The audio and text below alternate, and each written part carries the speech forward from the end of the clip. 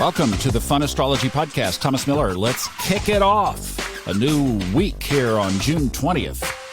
You know what that means. June 20th means the next day is June 21st, which is the summer solstice. We've got a great week this week, full of some really good aspects, pivot points as we're talking about now.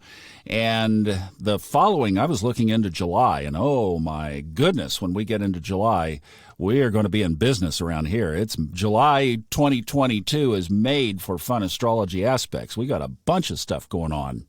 Hope you caught the financial special on Saturday. If you're interested, if you're not, no big deal. But we had pretty good reviews, I think, in the Facebook group where we had some good comments on Fun Astrology and Subconscious Mind Mastery podcast listeners group in Facebook.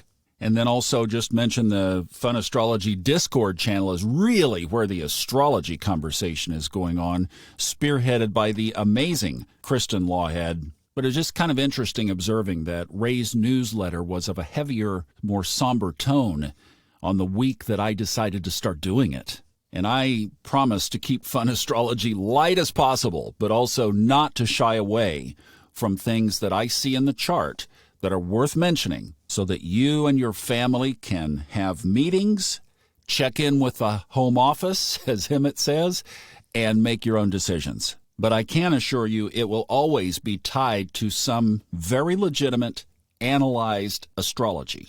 Meanwhile, around here, we will keep looking 2 or 3 steps forward and 1 step back and try to keep the wheels on the bus. And then occasionally sprinkle in some what if up, because it's all going to work out for the best. That's for sure. Well, this is a cool week to be looking ahead because obviously tomorrow is the summer if you're in the northern hemisphere, winter if you're in the southern, solstice with the sun entering Cancer. Even though it happens early, 5:14 a.m. Eastern Time, we'll talk about that more tomorrow on the day.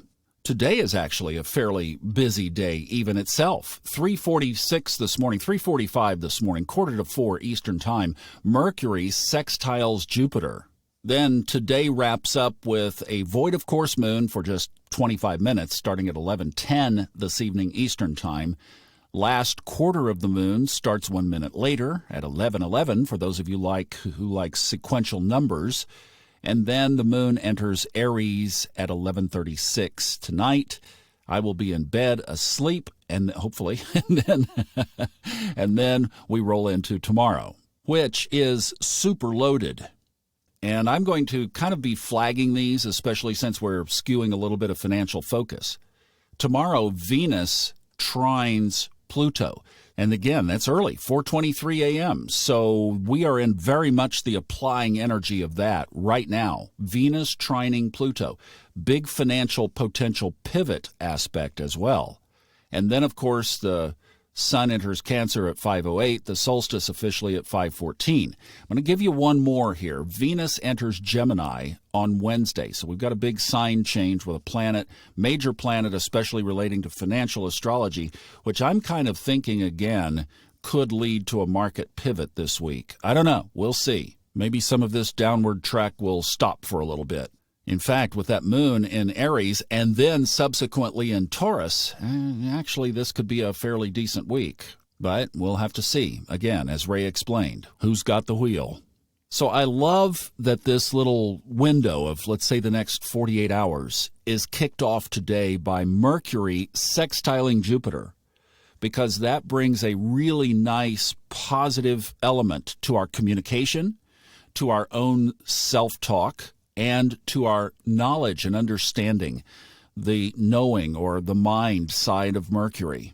And we are in Gemini season for one more day, so we've got the sun and also Mercury at home. So I like the seasoning of that aspect. And then we go through the day today, wrapping up the moon in Pisces. So we have our home office, as I texted Emmett yesterday, thinking about the solstice, very special time of year for him, and said, that normally they would be having a get-together with his Kundalini community, which they're not having this year. But I said you would have been plugged in with your high-speed LAN cable to the home office for a few days, as that's really what we're talking about, is this hypersensitivity of awareness And the Piscean moon just gives us more of that kind of energy. And then today as well, because this is the last day of applying energy, Venus trines Pluto. Throw another log on the fire. I mean, this is getting really strong and powerful. And that's Venus and Pluto, probably two of the most influential financial planets. That's what I'm saying is maybe there will be a shift, because the solstice is when the sun is obviously in June at its highest declination in the sky. The Native Americans, I love the Native American traditions around the solstices. They're just pure magic, because they observed the sun slowing down, peaking out, rolling over. There's your image for today and tomorrow. We've been talking about these pivot points in the chart, right? We get 4 of them when the sun changes into angular points in the chart. So here we go again, moving from a mutable to an angular sign. Processes of recreating, starting over, do-overs, take-twos, new projects, new illuminations, leaving what was behind. The moon is doing that in its rotation because it moves into a cardinal sign. So, what I guess we should do is really plug into this and detach from other things as much as we possibly can with whatever is realistic.